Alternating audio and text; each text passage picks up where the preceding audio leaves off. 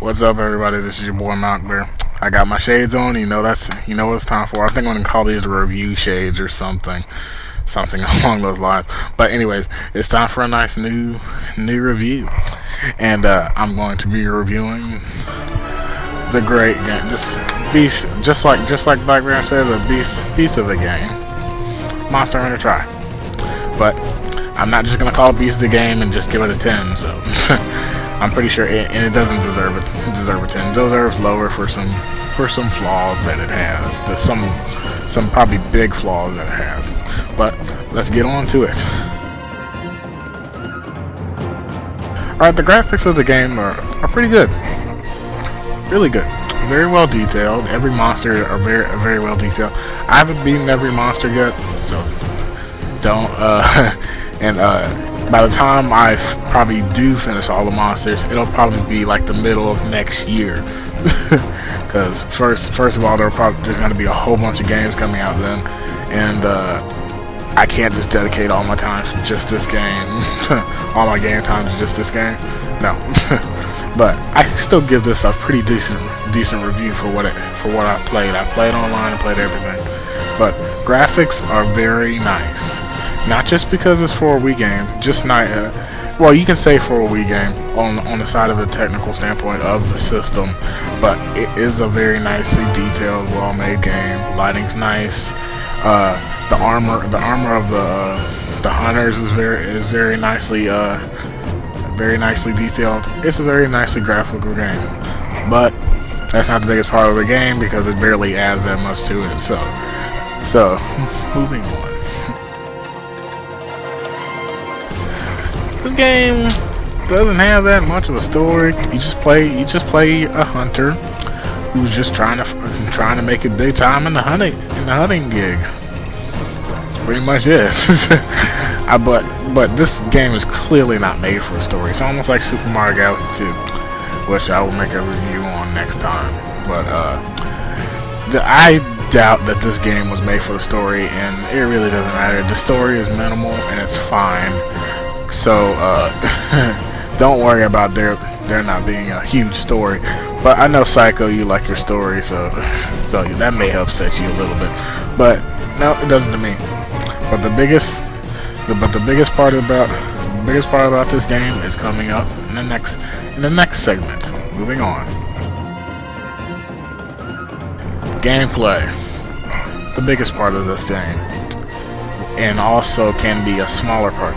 I say that the Wiimote controls are not that good, but I don't think they made this game to swirl around the Wiimote. They made it to swirl around this thing right here. Add picture here. They made it to swirl around the classic controller Pro, which I do have, but it's in the other room and I don't want to bother getting it. But they made it around the classic controller. If you got the classic controller Pro, use it. It's a very nice black controller. It's nice. So the gameplay really works. All of the content you can gather, all the things you can gather in the game, all the weapons are amazing. I just looked at the Japanese version of this game, and for those anime guys out there, the Japanese guys can have the Tetsaiga from Inuyasha. kind of a piss off too. I saw it too. I was like, really? That's not fair. But still, the American version still has some pretty neat weapons themselves. So, if you like nice, cool, creative-looking weapons, try picking up this game. That and I remember what Yossi said. Yossi makes joke reviews on games. He said there's a lot of grinding and stuff. It's like, oh yeah, there's a lot of grinding, but the main goal is to hunt the monsters and develop strategies around that to hunt the monsters. And you have to go into these matches. You have to go into these hunts making strategies, or you will die. You will fail the mission. You can't just walk in there and start slashing and expect to kill the monster. No, you gotta form strategies. You also have to catch them sometimes. So this game has a heavy learning curve, but it doesn't mean it's a bad game. I think it's a great game. Moving on to the last bit.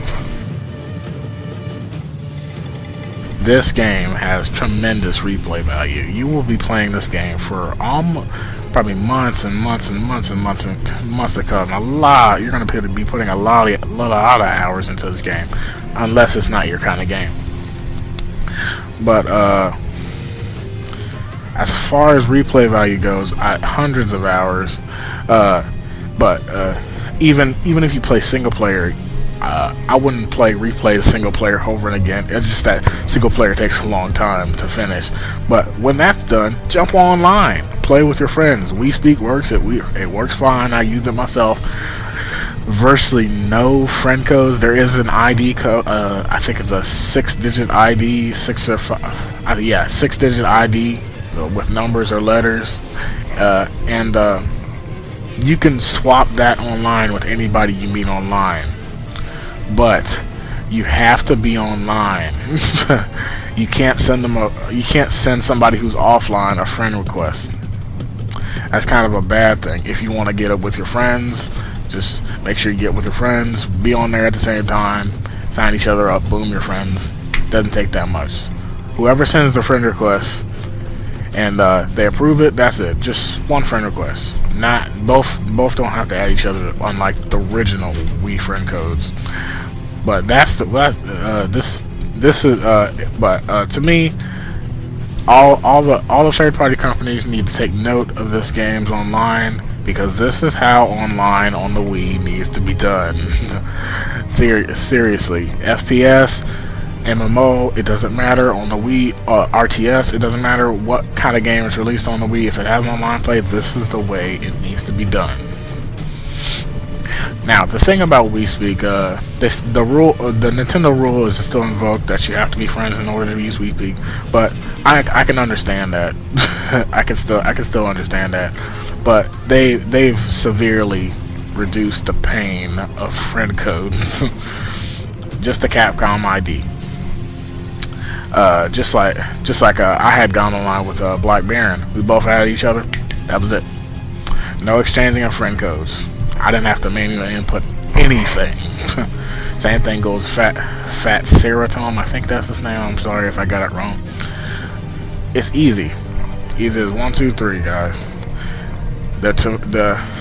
So replay value tremendous. Once you jump online, you'll be at least hundreds, probably thousands of hours, guys. Crazy amounts of hours. Another thing about the online, it's region locked. That's this game is region locked, and I have friends. You guys know me. I do the podcast and with Hisham Uchiha, aka Sparkman. I do the podcast with him, and he's from the UK. So I can't play this game with him. I'm also friends with Psycho, and he's from Australia. I can't play this game with him because it's region locked. I can only play this game with people who live in the U.S., which is a big downfall for me, and I think some other people too. So I will dock off points for that, because I don't think there's no reason to make this game region locked. I mean, except for the Japanese, because they gotta pay for it, so it'll be different for them. So I'll at least make Australia, Europe, and US be able to play together, make a worldwide server. I know they can make one of those servers worldwide. So yeah, but moving on to the verdict.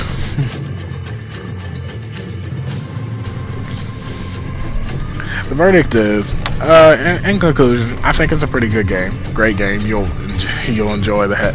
should enjoy the heck of it. For those big players who like to play games with a learning curve, games that are difficult, get this game. It doesn't matter what system you have, get this game. If you're a big Monster Hunter fan, get this game. You will love it. Nothing is probably missing from the Monster Hunter series. Even though this is the first Monster Hunter game I played, I love it. I might get the next one, whether it's on the PS3, on the 3 or the 360. I might get the next one. So the final verdict is 9.1 out of 10. Everybody take care. Take care. This is not Bear's review. This review will be on the GamerPod, and you will also see my full written review. Everybody take care.